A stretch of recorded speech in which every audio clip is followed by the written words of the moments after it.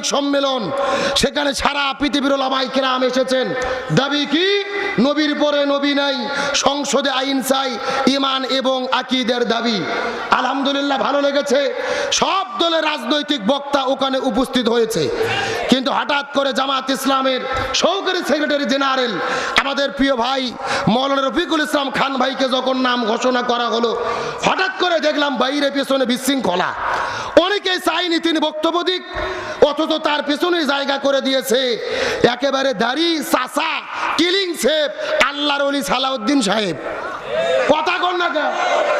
একেবারে killing shape, মাথার মধ্যে 5 কল্লি টুপি, মানে জিব্রাইলের খালাতো ভাই, এই মাত্র জান্নাত থেকে পালিয়ে এসেছে। তাকে পেছনে রাজ সিংহাসনে বসে দিল, আলেম ওলামাদের সামনে বসালো, তাতেও আমার আপত্তি নাই, ওখানে মানুষ বেশি বসুক। কিন্তু আমার প্রশ্ন হলো, সালাউদ্দিন সাহেব বক্তব্য দিল, আপনাদের শরীরে চুলকনি শুরু হলো না?